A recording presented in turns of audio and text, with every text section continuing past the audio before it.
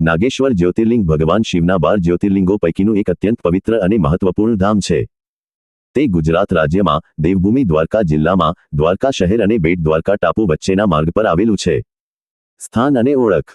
નાગેશ્વર જ્યોતિર્લિંગ ગુજરાતના સૌરાષ્ટ્રના દરિયા કિનારે દ્વારકાથી લગભગ 16મી 17 અતિવાસ્તવવાદીઓ અંતરે સ્થિત છે. આ મંદિર દારૂકાવન તરીકે ઓળખાતા પ્રાચીન જંગલ વિસ્તારમાં આવેલું હોવાનું મનાય છે. જો કે નાગેશ્વર જ્યોતિર્લિંગના મૂળ સ્થાનને લઈને કેટલાક વિદ્વાનોમાં મતભેદ છે અને ઉત્તરાખંડના અલમોડામાં આવેલા જગતેશ્વર મંદિર તથા મહારાષ્ટ્રના ઔંધમાં આવેલા ઔંઢા નાગનાથ મંદિરને પણ નાગેશ્વર જ્યોતિર્લિંગ તરીકે દાવો કરવામાં આવે છે. પરંતુ ગુજરાતના આ નાગેશ્વર ધામ સાથે ભક્તોની અતૂટ શ્રદ્ધા અને આસ્થા જોડાયેલી છે. મંદિરના પરિસરમાં ભગવાન શિવની એક વિશાળ અને ભવ્ય પ્રતિમા સ્થાપિત કરવામાં આવી છે, જે લગભગ 125 ફૂટ ઊંચી અને 25 ફૂટ પહોળી છે. આ પ્રતિમા દૂરથી પણ દેખાય છે અને ભક્તોને સાક્ષાત શિવ દર્શનનો અનુભવ કરાવે છે. મંદિરના ગર્ભગૃહમાં સુંદર શિવલિંગ બિરાજમાન છે અને તેની ટોચ પર ચાંદીનો મોટો નાગ સ્થાપિત છે. શિવલિંગની સાથે માતા પાર્વતીની પ્રતિમા પણ અહીં પૂજાય છે. પૌરાણિક કથા.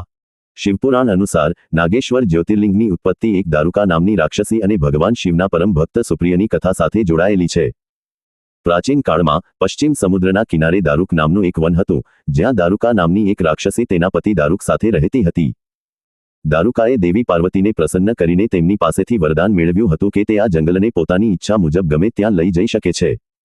આ વરદાન મળ્યા પછી દારૂકા અત્યંત અભિમાની બની ગઈ અને સમુદ્રના માર્ગે જતા વટેમાર્ગુઓ અને પ્રવાસીઓને પકડીને લૂંટી લેતી અથવા મારી નાખતી.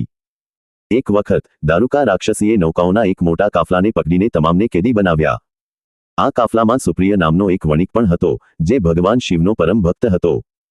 જેલમાં પણ સુપ્રિય શિવજીના પાર્થિવ લિંગની પૂજા કરતો હતો અને તેણે બીજા કેદીઓને પણ શિવજીની પૂજા કરવાનું શીખવ્યું. પરિણામે તમામ કેદીઓ શિવપૂજન કરવા લાગ્યા.